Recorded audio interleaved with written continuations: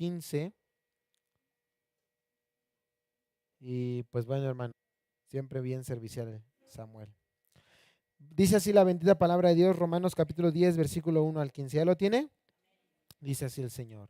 Hermanos, ciertamente el anhelo de mi corazón y mi oración a Dios por Israel es para salvación, porque yo les doy testimonio de que tienen celo de Dios, pero no conforme a ciencia, porque ignorando la justicia de Dios y procurando establecer la suya propia, no se han sujetado a la justicia de Dios, porque el fin de la ley es Cristo para justicia a todo aquel que cree.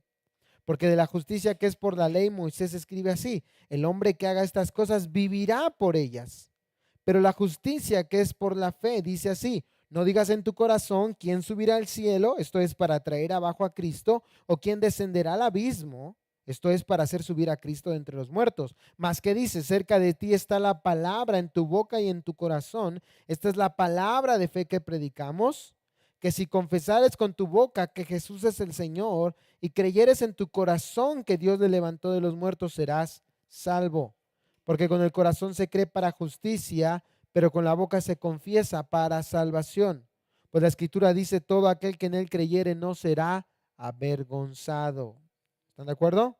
Versículo 12, porque no hay diferencia entre judío y griego, pues el mismo que es Señor de todos es rico para con todos los que le invocan.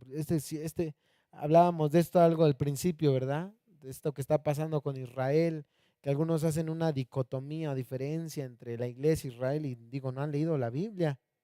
Fíjense nada más este texto, ¿no? No hay diferencia entre judío y griego, pues el mismo que es Señor de todos es rico para con todos los que le invocan. Porque todo aquel que invocar el nombre del Señor será salvo. ¿Cómo pues invocarán a aquel en el cual no han creído? ¿Y cómo creerán en aquel de quien no han oído? ¿Y cómo oirán sin haber quien les predique? ¿Y cómo predicarán si no fueren enviados? Como está escrito, gracias. Cuán hermosos son los pies de los que anuncian la paz, de los que anuncian las buenas nuevas de salvación. Recuerdo, hermanos, pues, un episodio de mi vida en que una vez mi papá nos llevó al Zócalo. Acostumbrábamos a ir cuando se iluminaba el Zócalo acerca de lo del septiembre, el mes patrio. Pues bueno, se ve muy bonito, ¿verdad? El Zócalo iluminado. Y recuerdo que cuando fuimos había una persona, hermanos, con una bocina y un micrófono en mano y con fuerte y alta voz gritaba: arrepiéntanse, pecadores, o perecerán en el infierno. Y esa era la única frase que repetía una y otra vez constantemente y con esa clase de voz, en ese tono. En aquel entonces yo me quedé admirado, no me espanté ni nada por el estilo. Yo me quedé admirado en un sentido, yo decía la valentía que tenía ese hombre de decirle a todos: son unos pecadores, se van a ir al infierno, ¿no? Pero con el paso del tiempo comencé a preguntarme si esa era la manera correcta de predicar el evangelio. Porque no decía nada más, ¿eh? O sea, no era como solamente la introducción a su mensaje, sino era lo único que repetía, y así estuvo durante 30 minutos constantemente. Y para saber si es la manera correcta de predicar el evangelio, pues no es si a ti te gusta o a mí me gusta, o así si a ti no te gusta o a mí no me gusta, sino la manera correcta de saber si así debemos predicar el evangelio es yendo a la palabra de Dios. Y para mí hay algo clave, hermanos, para entender esta parte de cómo predicar el evangelio. Porque Jesús dijo que Él no había venido al mundo, ¿para qué? Para condenar al mundo, sino para que el mundo fuese salvo por Él. ¿Se han leído ese texto, verdad?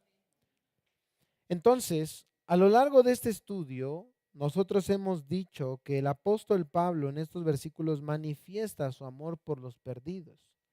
Y que aquí encontramos la manera en la que nosotros vamos a manifestar también de manera correcta amor por los perdidos. Porque si algo debería movernos a salir al Zócalo o en la escuela o en el trabajo, es eso: amor por los perdidos. Y el amor por los perdidos, dijimos la semana pasada, incluso lo pusieron varias veces en pantalla, la manera que vamos a manifestar el amor por los perdidos según estos versículos es, en primer lugar, ¿se acuerdan? ¿Qué vamos a hacer? Orando por ellos, ¿se acuerdan? Porque dice Pablo en el versículo 1, hermanos, ciertamente el anhelo de mi corazón y mi oración a Dios por Israel es para salvación. Pablo oraba por esta nación. Pablo oraba por sus compatriotas judíos, por sus paisanos judíos, para que ellos fueran salvados por la misericordia y la gracia de Dios. Pero no solamente oraba por ellos, también podemos decir en un sentido hacía lo que este hombre hizo, ¿no? En el Zócalo. Les mostraba su condición. ¿Se acuerdan lo que estudiamos la semana pasada? Dijimos que en estos versículos, por ejemplo, Pablo muestra que Israel era una nación ignorante. Versículo 2, porque les doy testimonio de que tienen celo de Dios, pero no conforme a qué, conforme a ciencia. ¿Están de acuerdo? Y no solamente eran ignorantes, sino también, dice Pablo, eran injustos. Dice el versículo 3, porque ignorando la justicia de Dios y procurando establecer la suya propia, no se han sujetado a la justicia de Dios. Y aún podríamos agregar que Israel era una nación, o es hasta la fecha, en un sentido general, una nación incrédula, dice el versículo 4, porque el fin de la ley es Cristo para justicia a todo aquel que cree. Ellos no habían recibido salvación, no habían recibido la única justicia que es aceptable al Padre. ¿Por qué? Porque eran ignorantes, eran injustos y eran incrédulos. Entonces, en parte, Pablo hacía esto de mostrarles su condición. Pero ojo, hermanos, sí es bien importante eso. No se quedaba solamente ahí. Porque mostrarle al mundo que Dios es santo, que nosotros somos pecadores y que por lo tanto merecemos el castigo del fuego eterno, no es completamente el evangelio. Es más, ¿qué significa, hermanos, evangelio? ¿Qué de buenas nuevas tiene decir que todos nos vamos a ir al infierno? No tiene nada de buenas nuevas. Entonces, así como algunos hermanos enfatizan o sobreenfatizan el amor de Dios, olvidan lo que estudiamos la semana pasada, olvidándose de la santidad de Dios, olvidándose de la consecuencia del pecado y por lo tanto así presentan un evangelio incompleto, también aquellos hermanos que hablan, sí, de la santidad de Dios, del castigo eterno, de lo que merecemos, pero se olvidan de lo que Dios en su gracia ha provisto para salvarnos de la condenación eterna, también están presentando un evangelio incompleto. Entonces, de una vez les digo que lo que hacía ese hombre durante 30 minutos no era predicar el evangelio. Así como si se hubiera puesto a decir al revés, Cristo te ama, sonríe, Cristo te ama. Tampoco es el evangelio. ¿Se dan cuenta? Están los dos lados extremos. O sea, un evangelio incompleto no es el verdadero evangelio. Necesitamos mostrarle al mundo que Dios es santo, que el hombre es pecador, que merece el castigo eterno, pero también que Dios ha provisto a Cristo para salvación a todo aquel que crea en Él y se arrepienta de sus pecados. Ese es el evangelio completo. Por lo tanto, hermanos, Pablo y nosotros no solamente debemos orar por los perdidos, no solamente debemos mostrarles su condición, sino también, punto número 3, y es en lo que vamos a estar meditando hoy, debemos mostrarles, guiarles al camino de la salvación. ¿Por qué digo esto, hermanos? Por lo que Pablo sigue diciendo a continuación, el versículo 5 en adelante. Leamos tan solo el versículo 5. Porque de la justicia que es por la ley, Moisés escribe así, el hombre que haga estas cosas vivirá por ella. Versículo 6, pero la justicia que es por fe dice así, no digas en tu corazón quién subirá al cielo, esto es para traer abajo a Cristo. Versículo 7, o quién descenderá al abismo, esto es para hacer subir a Cristo entre los muertos. Versículo 8, más que dice, cerca de ti está la palabra en tu boca y en tu corazón. Esta es la palabra de fe que predicamos. Y a continuación dice cuál es esa palabra de fe. Hasta el versículo 3, hermanos, eran solamente malas noticias para Israel y para el mundo entero. Porque recuérdenlo, si somos realistas, la gente sin Cristo, al igual que la nación de Israel, vive en ignorancia, en injusticia, en incredulidad y por lo tanto, hermanos, no tiene salvación. Pero hay una buena noticia, recuérdalo, y eso es lo que significa la palabra evangelio, las buenas nuevas de salvación. Y Pablo lo sabía bien. Por eso él no solamente oraba por ellos, no solamente les mostraba su condición, sino también les guiaba al camino de la salvación. La buena noticia del evangelio es, como dice Pablo a los Corintios, que el que no conoció pecado o al que no conoció pecado, por nosotros lo hizo pecado para que nosotros fuésemos hechos, ¿qué? Justicia de Dios en él, hermanos.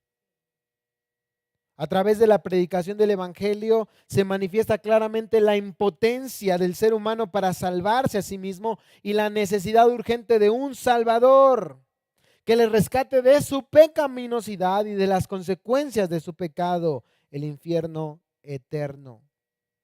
Y este mensaje entonces habla de salvación por la pura gracia de Dios mediante la fe en Cristo, que es la única esperanza que el hombre tiene para reconciliarse con Dios en esta tierra.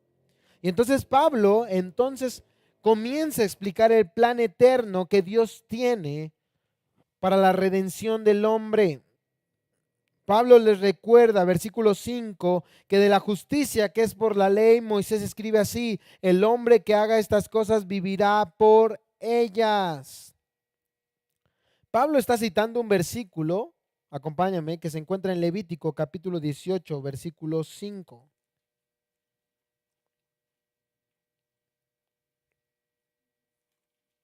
Levítico capítulo 18, versículo 5. Ya está escrito, por lo tanto, prácticamente la ley. ¿Y qué dice Dios? Por tanto, guardaréis mis estatutos y mis ordenanzas, los cuales haciendo el hombre vivirá, ahí está, vivirá en ellos. Recuerde, hermanos, que el estado de la nación de Israel, ignorancia, injusticia e incredulidad, era por haber rechazado al Mesías y por lo tanto el único medio para ser aceptablemente justos delante de Dios, que era la obra de Cristo, la vida de Cristo. Ellos decían, no, nosotros vamos a vivir espiritual y eternamente, no por la obra de Cristo, sino por nuestras propias obras, siguiendo y guardando cada uno de los preceptos y mandamientos de esta ley. Y Pablo dice, ¿ok? La justicia que se puede lograr a través de la ley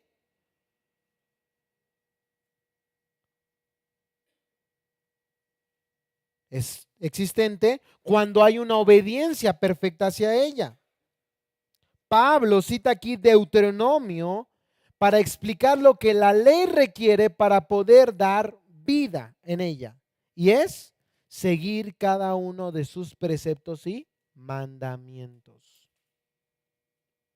Ahora, la realidad, hermanos, es que deberíamos hacernos la pregunta, ¿alguien puede hacer eso? ¿Alguien puede cumplir perfectamente la ley de Dios? Pablo, miren lo que comenta en Gálatas capítulo 3, versículo 10, también basado en esta misma idea acerca de la ley de Dios y sus requerimientos. Gálatas capítulo 3, versículo 10.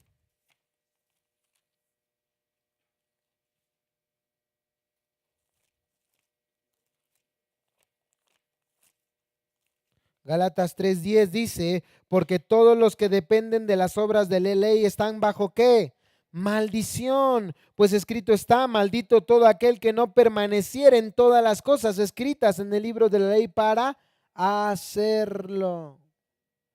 En otras palabras, Pablo lo que le está explicando a los romanos es lo siguiente, recuérdalo, es importante. Cualquiera que quiera salvarse a través de la obediencia a la ley de Dios debe hacer o lograr una obediencia perfecta. Si no hay una obediencia perfecta, entonces, según la misma ley, no hay vida y solamente hay maldición. Todos los que dependen de las obras de la ley para salvarse están bajo maldición. porque han transgredido la ley de Dios. Aunque sea en un punto, recordemos lo que enseña Santiago en su carta, capítulo 2, versículo 10. Cualquiera que guarde toda la ley, pero ofenda en un punto, se hace culpable de todos. O sea, si tú obedeces el 99.9 de los mandamientos, punto 99.99, y desobedeces en el punto 1, aún así estás, ¿qué? Perdido. Te haces acreedor de toda la ley. Hermano, si nadie es tan incrédulo, diríamos, para engañarse diciendo yo puedo cumplir la ley de Dios. Y podemos decir eso, pero en realidad, hermanos, hay personas que sí creen hacerlo. Sí creen poder hacerlo. Sí creen, hermanos, que a través de su obediencia a la ley alcanzarán justicia delante de Dios. Pero la realidad, hermanos, es que no es verdad. No es verdad. Todos aquellos que confían en su propia justicia, en su propia obediencia a la ley para alcanzar justicia, solamente alcanzarán una justicia imperfecta, inaceptable delante de Dios, que merece un castigo por toda la eternidad. Están en Gálatas, ¿verdad? Mire lo que Pablo concluye por eso en el versículo 11 de ese capítulo 3. Gálatas 3:11. Y que por la ley entonces ninguno que se justifica para con Dios es evidente, porque el justo por la fe vivirá. Entonces, una vez más, Pablo prácticamente antes de entrar de lleno a cuál, hermanos, es el camino de la salvación, vuelve a insistir y a reiterar que el único que ha cumplido la ley perfectamente es Cristo. Y que todo aquel que trate de agradar a Dios, de ganarse el favor de Dios, de ganar su salvación a través de sus propios méritos, lo único que va a encontrar es la ira del Dios Todopoderoso. No es que a Dios no le gusten las buenas obras. De hecho, nuestro llamado es hacer buenas obras.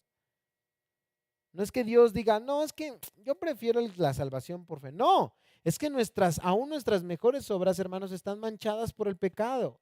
Es que no podemos obedecer a Dios perfectamente. Es que, hermanos, en nosotros hay una falla moral, real, espiritual, en todo el sentido de la palabra.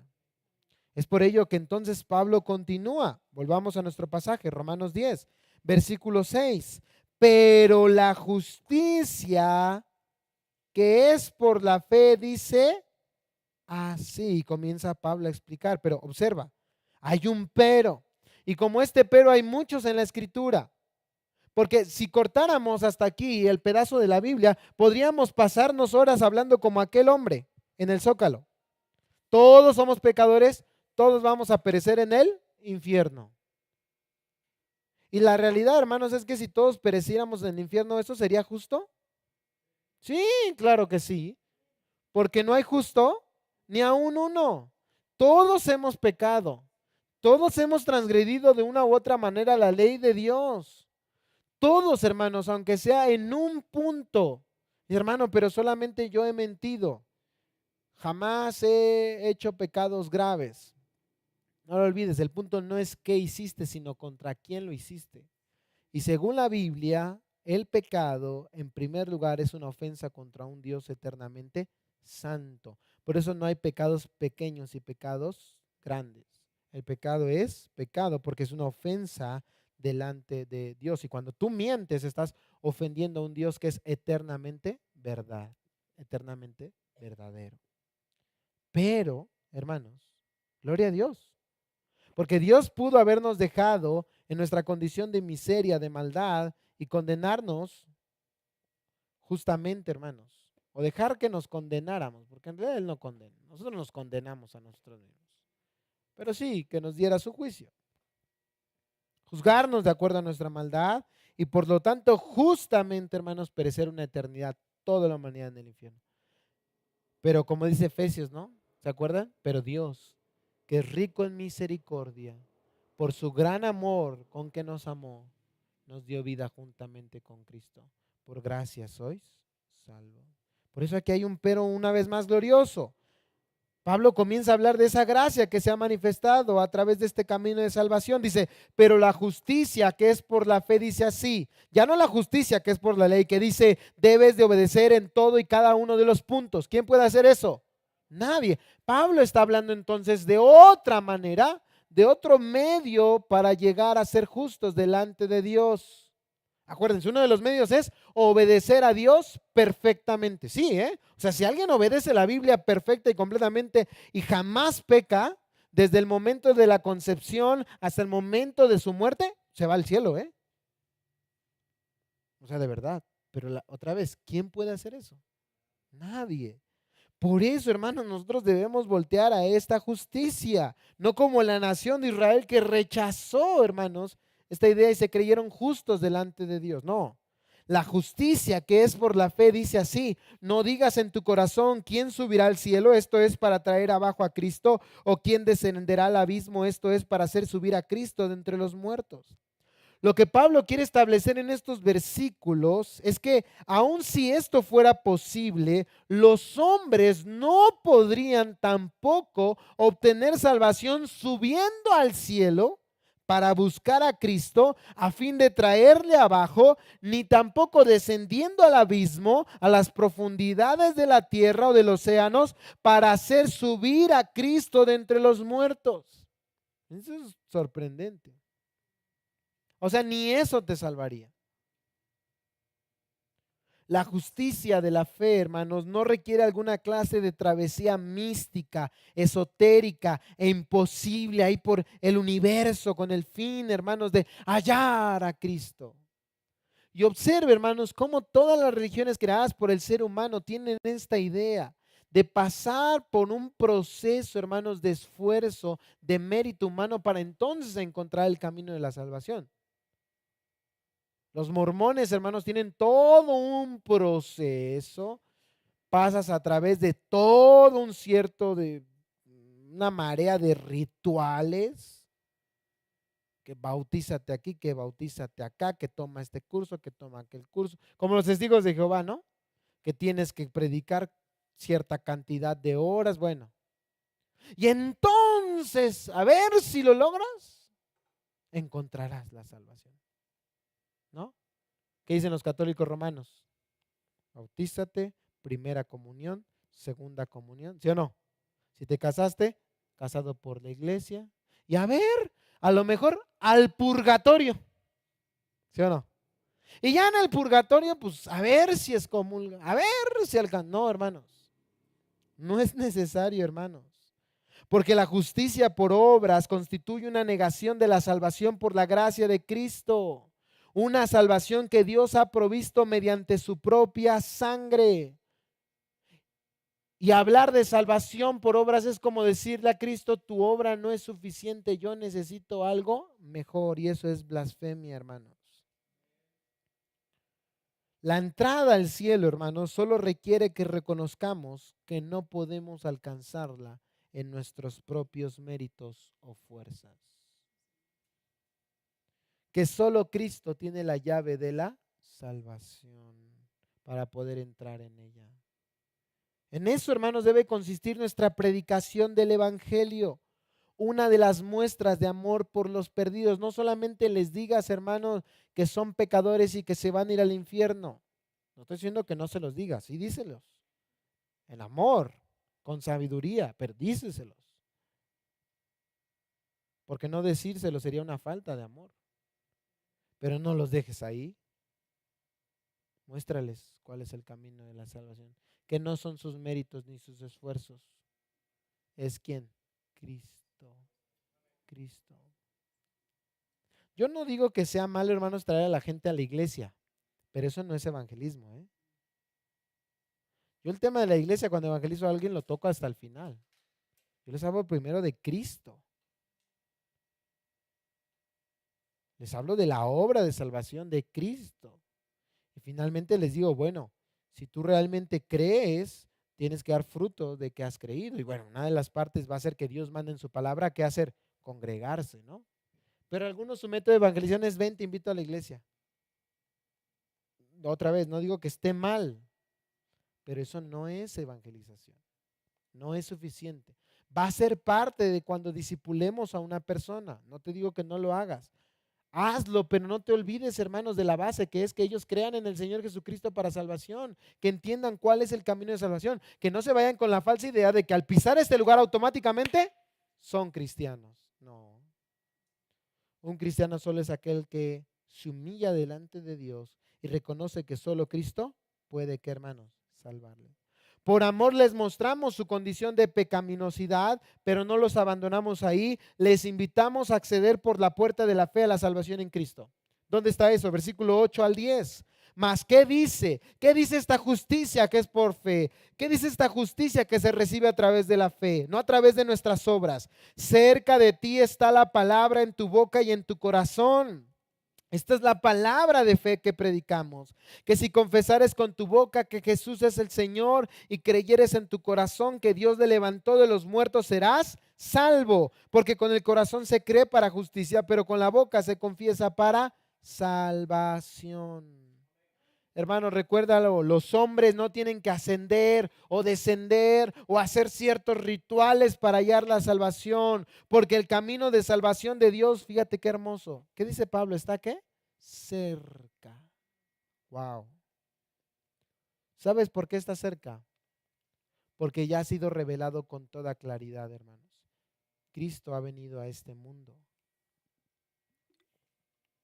Y nadie lo tenía más cerca, hermanos, que la nación de Israel.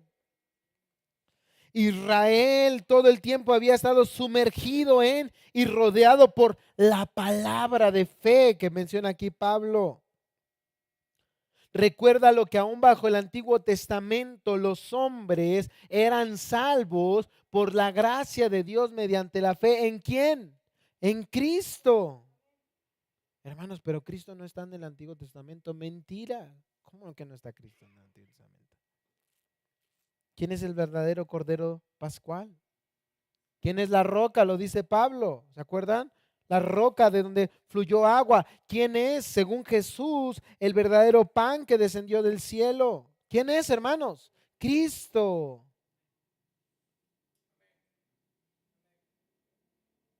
Cuando, hermanos, Adán falló, pero se prometió un descendiente de Eva que aplastaría la cabeza de esa serpiente, aunque Adán no supo su nombre, Adán puso su fe en ese descendiente y encontró salvación. Aunque Abraham, hermanos, tal vez nunca supo el nombre de ese descendiente que vendría de él y vendría a ser una bendición o para bendecir a todas las familias de la tierra.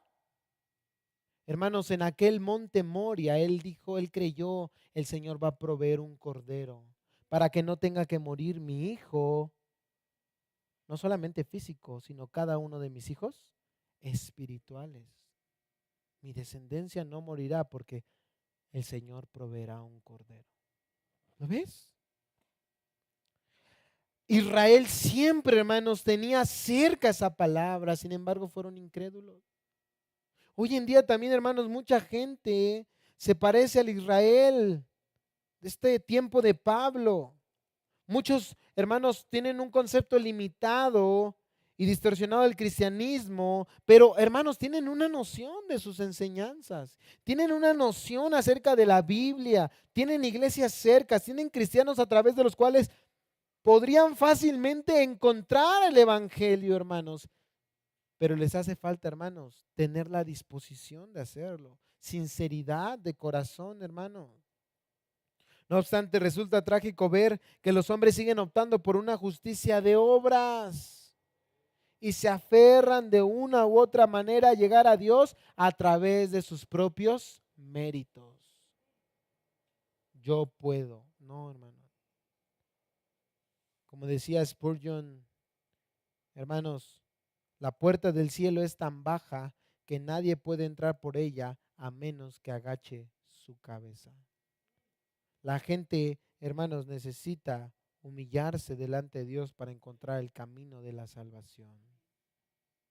El camino para ser salvos, de adquirir la justicia que Dios requiere de nosotros, es algo esencial, de suprema importancia. Y Pablo le deja en claro aquí a los romanos cuál es ese camino. Versículo 9, que si confesares con tu boca que Jesús es el Señor y creyeres en tu corazón que Dios le levantó de los muertos, serás ¿qué? Salvo. Versículo 10, porque con el corazón se cree para justicia, pero con la boca se confiesa para salvación.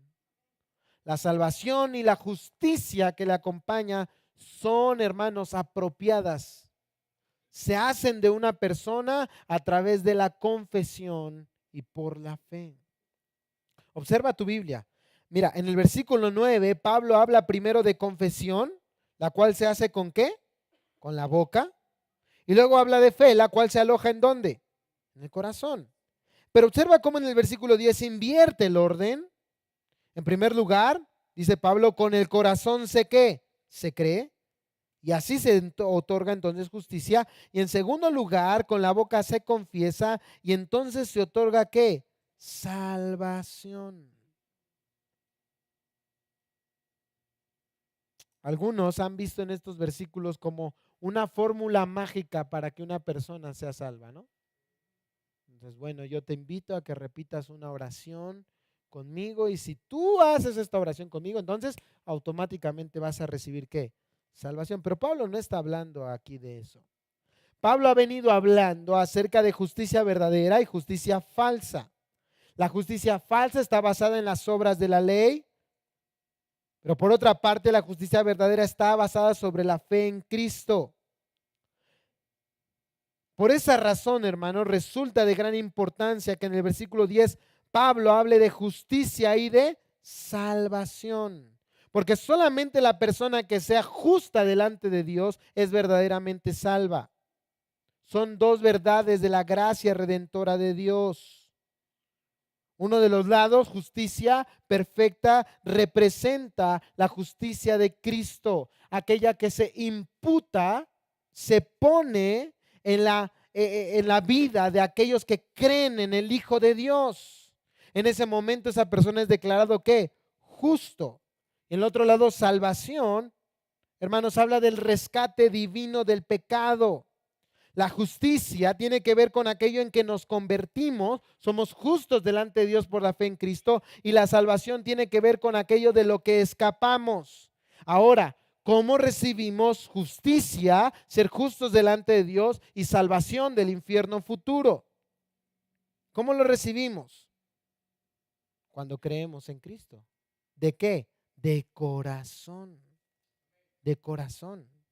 No debemos desconectar, hermanos, el corazón que se menciona aquí con la confesión. Porque decirle a una persona, para tú ser justo delante de Dios, para tú ser salvo del infierno futuro, es suficiente con que repitas conmigo una oración. Eso es engañar a las personas. Hermanos, debemos, hermanos, enseñarle a las personas que confesión sin corazón no sirve absolutamente de nada. Y que también el otro lado de la moneda, si realmente hemos creído en nuestro corazón, nuestra confesión va a ser ¿qué? Pública. No solamente a través de nuestra boca, sino también de nuestra vida. Porque Dios no solamente nos salva del infierno futuro, sino también del pecado en el presente. Si tú dices haber recibido salvación y tu vida no ha cambiado, si sigues amando el pecado, si sigues aborreciendo a Dios, si sigues aborreciendo su palabra, tú no puedes decir que eres cristiano. Tú no puedes decir que has creído en tu corazón. Tú no puedes decir que la confesión con tu boca es genuina, que es real. En cambio, si tu testimonio, tu confesión da testimonio de una persona que está luchando contra el pecado, da testimonio de una persona que le dice, Señor, no soy quien debería ser, pero por tu gracia no soy lo que era. Ayúdame a ser cada día más como tú, Señor. Entonces se podría decir y afirmar con toda seguridad que esa confesión es aquella que realmente ha resultado en salvación, porque se ha creído en el corazón. Ahora, hermanos, ¿Qué es lo que se debe creer en el corazón para que un hombre, una mujer reciba salvación? La primera, dice Pablo, es que Jesús es ¿quién? El Señor. Si creyeres en tu corazón que Jesús es el Señor. Y la segunda es que Dios le levantó ¿qué? De los muertos. Ahora, se debe creer, no solo confesar, creer. Porque muchas personas dicen, Jesús es mi Salvador. Pero su vida no demuestra que Jesús es su Señor. ¿Qué es el Señor, hermanos? El curios, ¿no? El jefe, el mero mero, el que manda, el que gobierna mi vida. Si nosotros creemos que Jesús es el Señor de nuestra vida, a la par nosotros estamos creyendo que nosotros somos ¿qué? Sus súbditos, sus siervos, sus ¿qué? Esclavos. Que nuestra vida ya no nos pertenece. Nuestra vida le pertenece a quién, hermanos? A Cristo Jesús. Ahora, ¿tu vida da testimonio de eso? Una de las características fundamentales en tu vida es la obediencia a la palabra de Dios. No que nunca falles, pero sí que por lo menos tangiblemente en la mayor parte de su vida se manifiesta un amor, un temor, una reverencia, una obediencia a las benditas verdades de la Escritura. Porque si Jesús no es tu Señor, Él tampoco es tu Salvador. No te olvides de eso. Si Jesús no es tu Señor, tampoco Él es tu ¿qué? Tu Salvador. Someternos al Señor y de Cristo forma una parte tan integral de la salvación, hermanos, como creer verdaderamente en Cristo para salvación. Es exactamente lo mismo. Ahora, la segunda verdad que debe creerse a fin de recibir la salvación es que Dios levantó a Jesús. ¿De dónde, hermanos? De los muertos. Hay muchas personas que tienen a Jesús como un buen maestro, como un buen líder. Bueno, dice nuestro presidente que lo admira, ¿no? Pero nuestro presidente no es cristiano. El hecho de reconocer que Jesús fue un buen líder, que Jesús fue un buen maestro, que Jesús veía por los pobres y eso lo hace admirable, eso no te hace automáticamente cristiano. No te hace automáticamente hijo de Dios. Pero fíjate cómo Pablo aquí remarca una verdad que es la resurrección de Cristo de entre los muertos. Los hombres deben creer en la resurrección de Cristo porque la resurrección de Cristo es la prueba de que Él no es un hombre más, que Cristo es Dios. Y si el presidente creyera que Cristo es Dios, todas sus políticas, hermanos, irían de acuerdo a la palabra de Dios. Por eso me atrevo a decir que no es cristiano. Oremos por él para que el Señor lo alcance para salvación. Pero una vez más, ahora bájelo a su vida. ¿Usted cree que Jesús es Dios? Porque si usted cree que Jesús es Dios, su vida debe amoldarse entonces a la palabra de Cristo. Ahora, no solamente es esta parte, sino también, hermanos, que si nosotros creemos que Dios levantó a Cristo de los muertos, nos vamos a identificar no solo con su vida, no solamente con su muerte, sino también con su resurrección. Vamos a andar en una vida nueva. Vamos a morir a nuestro viejo yo. Vamos a morir, hermanos, a nuestra antigua y vieja naturaleza y comenzaremos, hermanos, a andar en una vida nueva. Porque la resurrección es la certificación divina de que Jesús es el Mesías, el único Salvador, el Señor soberano y libre de pecado, el Cordero inmolado, quien pagó el precio de nuestra redención, el juez de todos los hombres, el conquistador de la muerte, el Rey de reyes y Señor de señores. Y confiaremos, hermanos, que si Cristo se levantó de entre los muertos, hermanos, nosotros también, ¿qué? Nos levantaremos. Es con el corazón que el hombre cree y por lo tanto es con su corazón que el hombre, hermanos, determina su propio destino. Porque de tal manera amó Dios al mundo que ha dado a su Hijo unigénito para que todo aquel que en él cree no se pierda, mas tenga vida eterna. La creencia, hermanos, en Cristo trae consigo una clase y una calidad de vida totalmente diferente, una vida santa, una vida justa, una vida eterna. Es con la boca que el hombre confiesa, nos dice Pablo. Pero cree, hermanos, ¿en dónde? En su corazón. La persona que confiesa a Jesús como Señor se pone de acuerdo. En el griego habla de ponerse de acuerdo con alguien. ¿Con quién, hermanos? Con Dios. Y esa confesión mezclada con una confianza genuina trae, ¿qué, hermanos? Salvación. Entonces no está malo no está mal, perdón, predicar el evangelio a alguien e invitarle a hacer una oración, pero en esa oración, hermanos, invítale a que él la haga personalmente. Es más, tú ora por él. Hermanos, porque Dios no escucha a los incrédulos, ¿eh? Dios solamente escucha a sus hijos. Hebreos capítulo 11, ¿te acuerdas? Sin fe es imposible agradar a Dios. Es necesario que todo el que se acerca a Él crea que le hay. ¿Cómo va a escuchar a alguien que no cree que existe? Ora primeramente por Él, para que Dios le conceda arrepentimiento y fe para salvación. Invítale a hacer una oración, no hay necesariamente contigo. Si tú has creído, tú pídele a Dios que perdone tus pecados. Tú pídele a Dios que cambie tu corazón, que te conceda arrepentimiento y fe para creer verdaderamente en Cristo. Y si esa persona ora de una manera personal, voluntaria, genuina, es porque ya la obra de salvación ha comenzado en su corazón.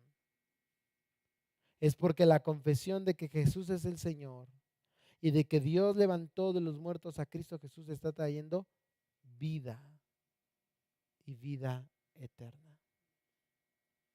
No es una obra tuya, no es una obra mía, es solamente una obra a través del poder de Dios. Recuérdalo, no hay que subir, no hay que bajar para ganarnos el favor de Dios, para ganarnos el amor de Dios, hermanos.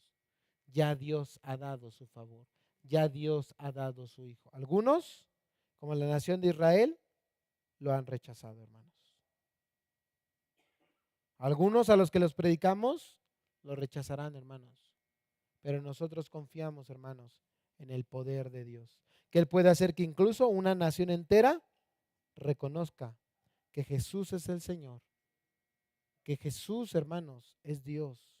Que Él se levantó de entre los muertos. Y cuando esa nación y todas las demás naciones lo reconozcan, entonces la promesa es, dice el texto, seremos ¿qué? Salvos.